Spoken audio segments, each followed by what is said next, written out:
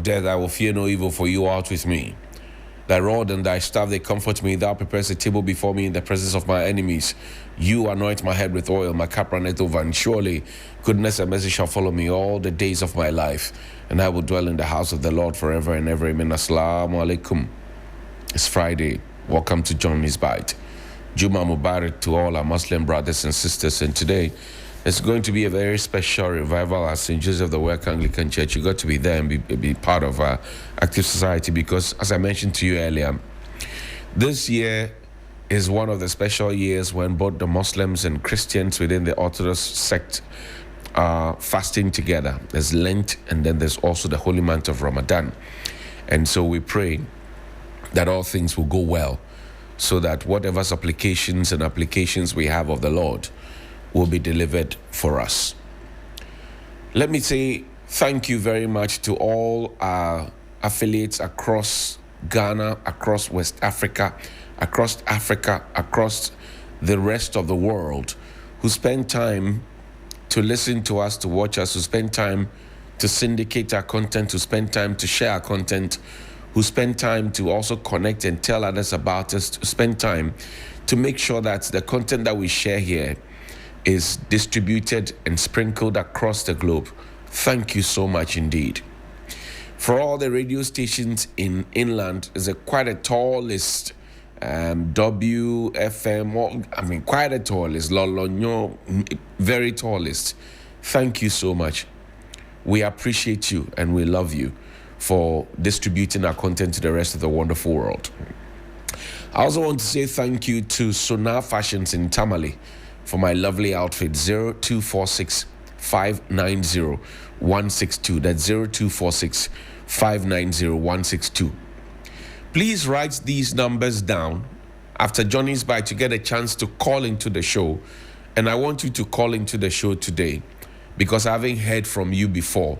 And I want you to be part of this good portion of the show. The number is 055 924 2717. That's 055 924 2717 and 055 691 0154. 055 691 0154. I take that again. 055 691 0154 and 055 924 2717. After the show, you get a chance to call in, not now. Now, there's been something that's been bothering me. You know, this government has been talking about creation of jobs. Previous governments have been talking about the creation of jobs, especially for young people. I have been very passionate about the creation of jobs for young people, to the point where I even launched a campaign where I said, let the retirees go and let the young grow. Everybody knows me for that, and nobody can take that away from me. But all the glory belongs to God. Now, speaking of which, we also know that the government says to us every now and then, it reminds us that they cannot provide all the jobs that we want or we need. So they will do what they have to do to empower the private sector to be able to deliver that public good.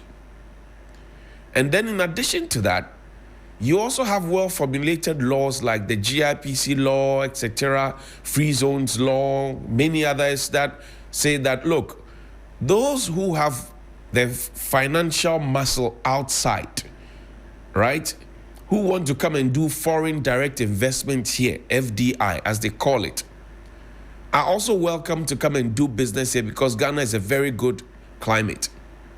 Now, I saw a very good business climate sometime in 2017, and I want to take you back, but forgive me. Sometime in 2017, I had seen what looked like a very giant mall coming up along the Spintex Road. Somebody whispered to me that if you took a quick measurement of the land, it will be around 24 acres, that huge. And for those who don't know, 1 acre is about 4 plots. So 4 plots times 24. That's quite huge. And this was supposed to have been, taking off from a certain 50-acre plot. So when I saw them more, I was so excited. And then I said, but what's happening to the situation there? So I tried to nose around, but I didn't get the indication. All I saw was that the thing had literally stalled. So it set me thinking, is this a local businessman who is trying to put this up? Or is it foreign direct investment? If it's a local businessman who's trying to put this up to create maybe about 2,000, 3,000 jobs for young people who will be, sales personnel and managers and all of that, carters and everything else. What happens to those jobs?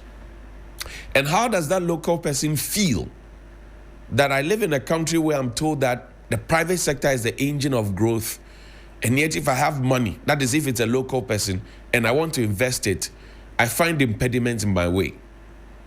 Then I flipped the coin. I said, if it's a foreign person who is bringing in foreign direct investment to come and have this done here, how would they feel and what would they be thinking about us and the so-called warm business climate that we say we have? I hope I'm making sense. And then I asked the question also about the role of chiefs, because we know that no single individual would own a land if the chiefs and elders and alodia owners and stools and you name them have not given the permission for them to have those lands. So what role did they play in it? Do we have the usual 2-3 factions laying claim to one plot of land or one piece of land, which would then derail the intention to want to bring in foreign direct investment or local inclusion? And then I asked a question about the role of the judiciary. When these things happen, for example, if that is the case, that's what I'm thinking. If it does happen or it has happened or it should happen, what is the role of the judiciary in trying to expeditiously deal with the matters such that they do not pander to one side to orient and, if you like, to disadvantage the ones on the other side? And then I flip to the law enforcement agencies, police service, for example, national security. How are they being used to muzzle people out of their investments, to push them away after they have made commitments? How are they being used to do that? And if they really are allowing themselves to do that, would they be part of the group of people who will come to us, the press, to say, my child has completed UPSA, Unimark, KNUST, University of Ghana, Chelsea, UCC, and what have you, and they want a job, and we want you, Mr. Johnnie Hughes, to help them, to push their CV to big men to help them? I don't have that, because you see, maybe Monday I will show you the dossier, a compendium of curriculum vitae that is pushed to me by young people who are looking for jobs that are not available. And then finally, the last batch are opinion leaders who sit and stare and watch, while people who genuinely, if they were selfish, had their monies, whether they be Ghanaians or they are coming from abroad, had their monies in their pocket, and for the next 50 years, they and their generations can live and decide not to work again and not care about anybody else, and they will be fine. But they decided that, look, we can't be selfish. Somebody helped us to get to where we are. We must also find a way to invest the monies for others to benefit. What do the opinion leaders say when they find that in such situations, the would-be investors or the prospective investors are the ones who are being dealt with in an unfriendly manner?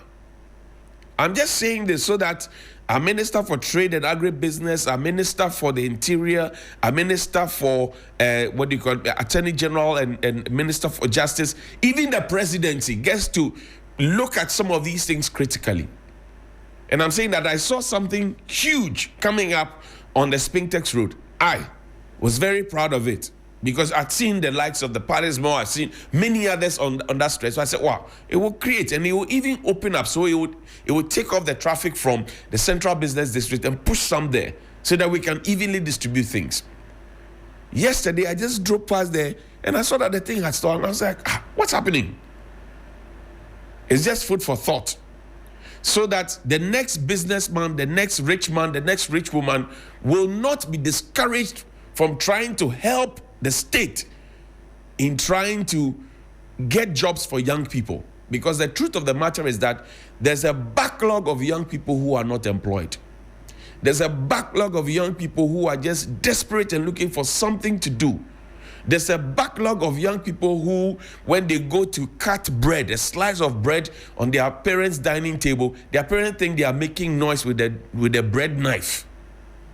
So if somebody has money, and from the presidency down to the last one, we all keep quiet about it because some personal and parochial interests have not been satisfied, then we will all be doomed. All this talk about we will create jobs, it is not enough because the number of jobs that the government of the day and the previous one says they will create will not be enough because we know government alone cannot employ. What happens to the private sector? So I want government to get into this one. I saw it in 2017. If up until 2025 it is not up, it means there's something wrong. Asem woho. And what is the matter? I'm only asking a question. I don't know anything. Now, let's talk about the school. Yesterday, I've been trying to identify schools that have no furniture and to ask simple questions. Schools that have no furniture. Yesterday, I took you to the Upper East region. Today, I'm taking you to yet another school so that we get to understand. And I want to get the name of the school right. Now, this school, please put the pictures up there. The students learning on the floor. These are young learners, and it's replete in many places across the country. I remember when Mr. Kofi Asari of Africa Education Watch, Bright Appeal of Child Rights International, they started telling us about schools under trees and all of that. People literally took them on because, well, you're destroying our political bread. Now, this is from the Upper East region. This is the Merigu, Gumonu, and it's around that area in the Upper East region, Merigu, Gumonu, right? This is one of the schools that we have there. And guess what? They do not have furniture. Yesterday, I showed you how children are lying on their stomachs, just so that they can learn. This is yet another example of children who do not have furniture. And if I lie, come and tell me that I'm lying. But if it is the truth, let's move to fix this, and quickly so. If it is the truth, let's please move to fix it, and quickly so. Now, yesterday, we had just closed from work. We were about to go home. We were all tired. Everybody wanted to rest. It had started raining. Boom, the presidency gave us a notice. Oh, Mr. President, but if you want to sack somebody, do you wait until nightfall? That was the question that ran through my mind. He said our IGP has been changed. In fact, some have used the word sacked. Some have used the phrase pushed out.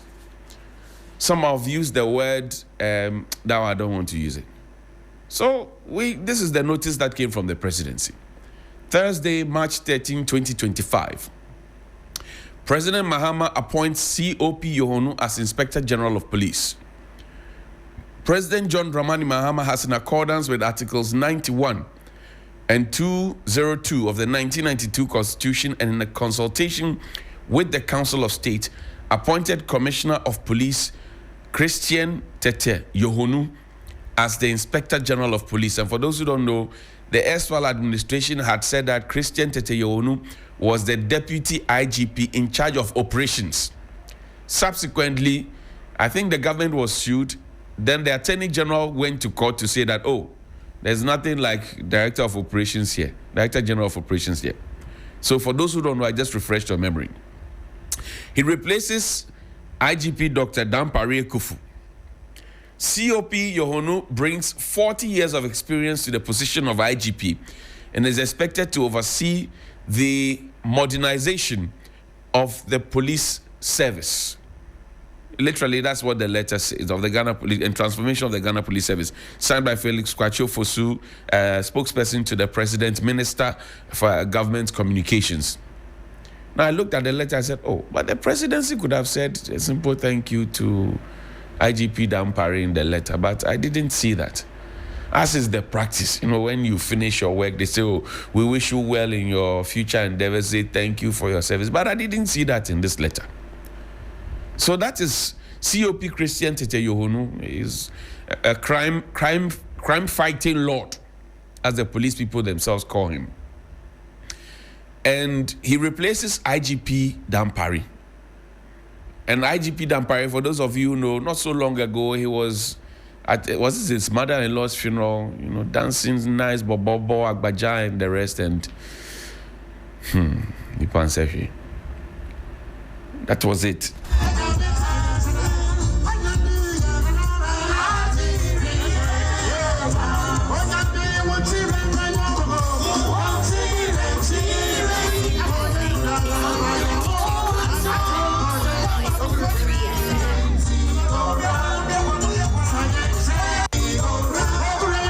Pause the video for me. No, go back small and pause. Pause the video.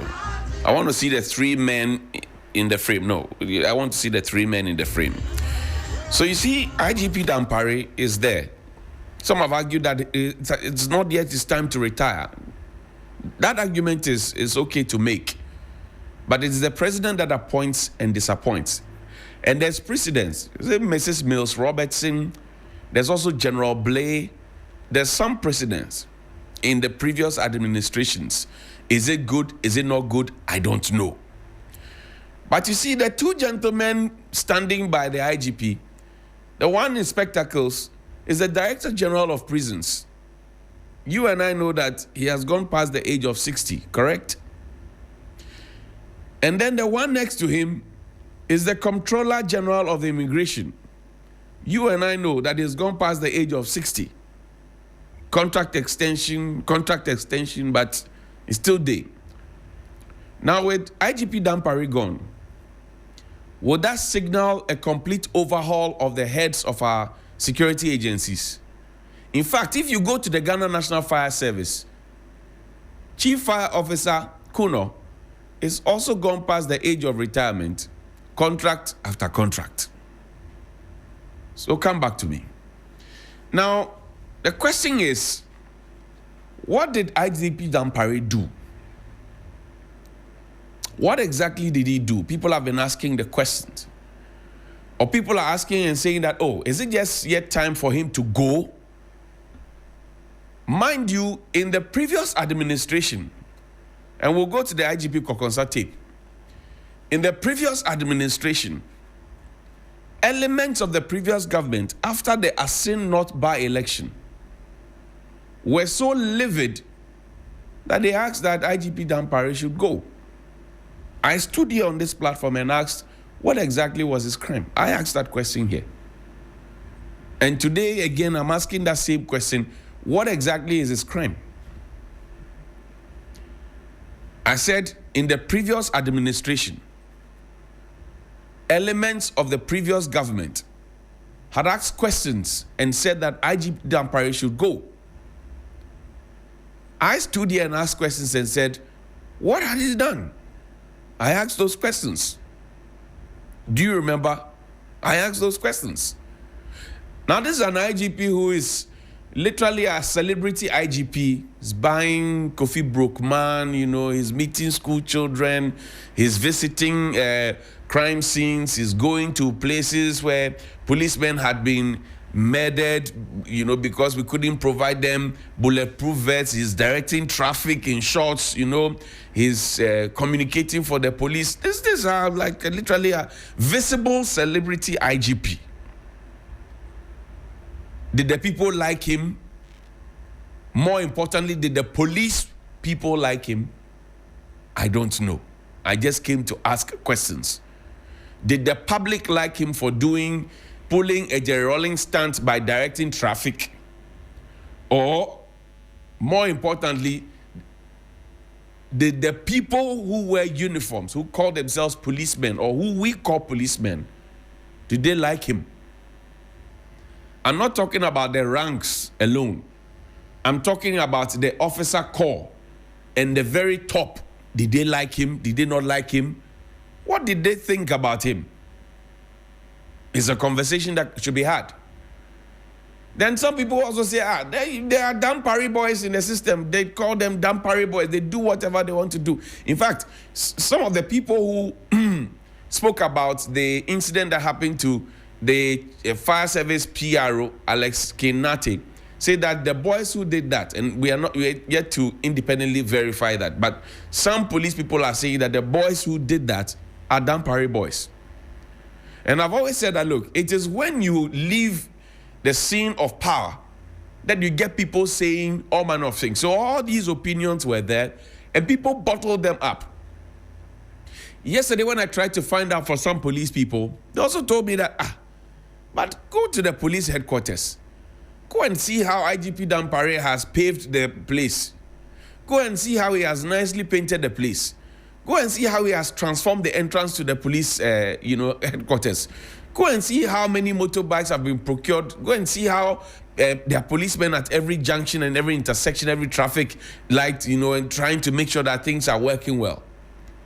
So again, if somebody is doing all of that, why was he disliked by some people and why was he liked by some people? But even the good book says that if everybody likes you, Jay, but one of the things that I have spoken about, and I'm sure many other journalists agree with me on, about the IGP that I did not like, which I have not shied away from, even while he was in office, not now that he's gone, even while he was in office, was the fact that he had centralized every form of communication with the police. It is Grace Akrofie Siedu who will have to speak to you. And even that sometimes it is through press releases. In fact, most of them is through press releases. And you and I know you can't talk to paper. You have to write. So the centralization of communication was a problem to all of us journalists. All of us. Because if something happens at Asankregwa today, unless IGP Yohonu changes it, if something happens at Asankregwa today, the PRO at Asankregwa will have to send information to the headquarters and brief them, and then they will have to put out a press release on their behalf when they were not there. They call it situation report, sit rep. And you ask yourself, this is not how we have known things to be done. But well, I remember that when IGP Dampare came, he said he was going to make sure that the image of the police is changed. Maybe that was his plan. I don't know. But do you also remember the IGP Bugri Nabu, COP Alex Mensah, Superintendent Asari, Superintendent JB? Do you remember the IGP Kokosa tape? We still do not have finality to that matter, even though we spent a lot of money in Parliament trying to broadcast that publicly to the rest of the world. And that is where I may say that Parliament has failed us, because we have seen many of those probes from Parliament, whether it's the Sputnik v Chobo or Cash for Seats, Kwekwajima Menu Sputnik v Chobo or Cash for Seats. We have seen that. The probes had been done. Somebody had admitted that I wasn't thinking straight. We still don't have the report. We still don't have a verdict. Some of the members of those committees have even left Parliament, and we still don't know the answers to it. And then there's also the conversations about the 8 people who died in the 2020 elections. In fact, in the 2024 elections too, people died. I remember that the presidency wrote to the IGP ordering him to conduct a probe or investigation and report to the presidency. Did he do that? I don't know. But it was a matter of concern that had been said over and over and over and over and over again. Could that have been one of the reasons why he's gone? I don't know. There's also the conversation about ACP Dr. Agojo. You remember that? He's embittered. Really. Could that have been one of the reasons? I don't know.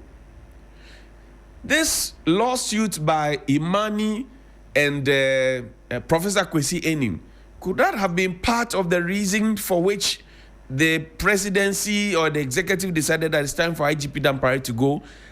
I don't know. I am only asking very simple questions. Now, the reforms that we're talking about, we may want to put a certain burden on the shoulders of IG Yohonu. Please put this picture up there. He has a few years, right, to make a mark and leave a legacy. And these few years, I will say to him what I said to President Mahama when he took over from President Akufo-Addo, that the sins of President Akufo-Addo must not be repeated by the sins of President Mahama. Similarly, the sins of IGP Dampare, if there are any, and if what the police service people and some other civilians say is true, because you worked with him as deputy IGP, you don't have to follow that same path, because if not, you will crash. We live in a country where we have an appetite for overage people being at the top and choking the top so young people cannot climb up. I don't know, but maybe, just maybe, while you try to leave a legacy, say, maybe, just maybe, the presidency may change or sack the current immigration boss and replace them. I hear there are two contenders now. ACI Kofi Owusu, who had been kept on his rank for 8 years, and then DCOI Basintali. That's what the immigration officers are saying.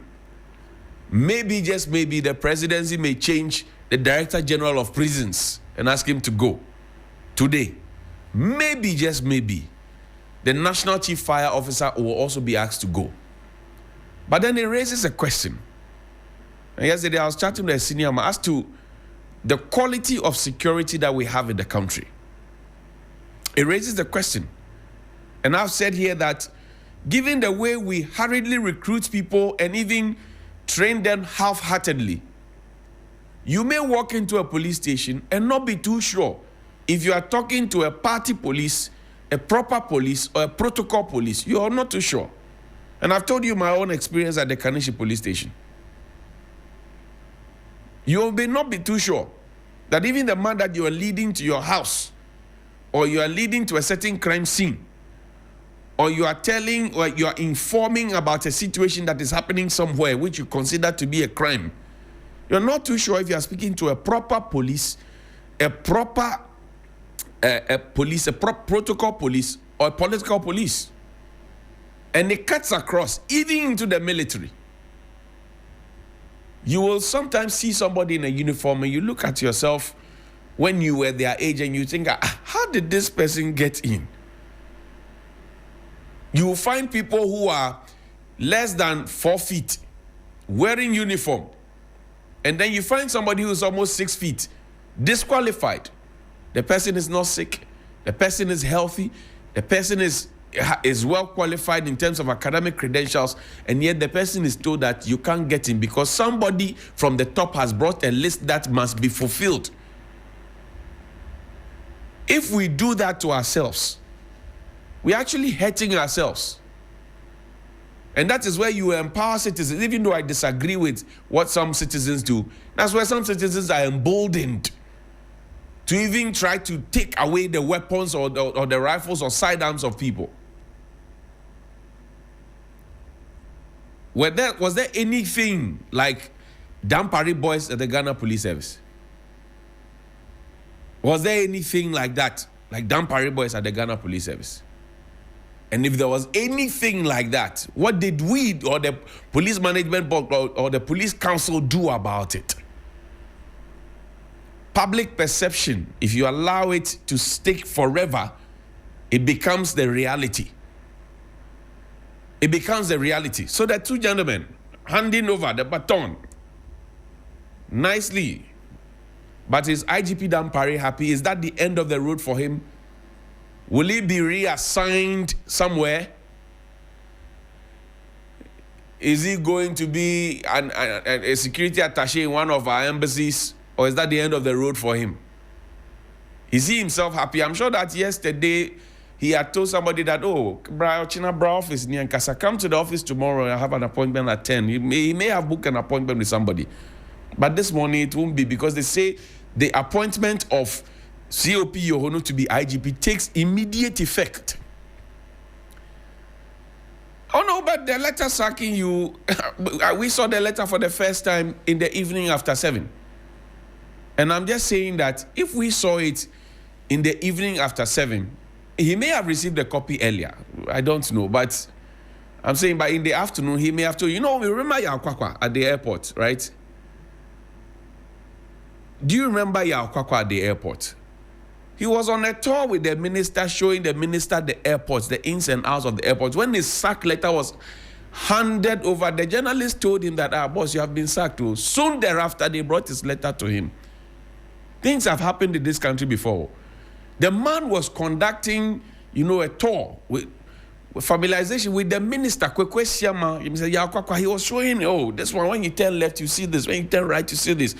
Boom! They say, Chairman, take your sack letter. Anyway, so IGP Dampare, we thank you for your service to the nation. And we wish you well in all your endeavors. And we welcome COP Yohono. An Okada rider spoke about IGP Dampare. He says it got to a point, IGP Dampare instructed the police on the streets not to stop and arrest Okada riders and extort money from them. If you did that, you'll be dealt with. So he was asking me that, will COP Yohono continue that? And I said, go and read the traffic laws. I don't know. Me, I'm not a policeman. If the government of the day is interested in making Okada an official transportation thing, they'd have to amend those portions of the law and then have you ride. But there has to be rules and regulations. As I said earlier in this week, I don't know which driver's school trains people to ride Okada or tricycles, but you find them on the road. Some are professional, some are utterly reckless. So COP Yohono, welcome. Welcome and welcome. Let the discipline prevail. All those people who are doing braids and wearing beard and walking around and beating people up, other security service people up, and it must be a thing of the past. We want the police to be our friend, and so must it be. Have a good morning. Please call me 055-924-2717 and 055-691-0154. Good morning. Yeah, good morning, my brother. Peter T. Yes, sir, boss. Talk to me. Yeah, thank you very much. Yes, let me seize this opportunity. It's still Alaji Yaokodo. We are waiting for his appointment. But I believe that the president has listened, and very soon this appointment will get to Ghanaians. Johnny. Yes, sir. Dampare finally has been sacked. Some are giving it different interpretation of description. Right. Some say he has been dismissed. Some say he has been removed from office. But I believe that it is also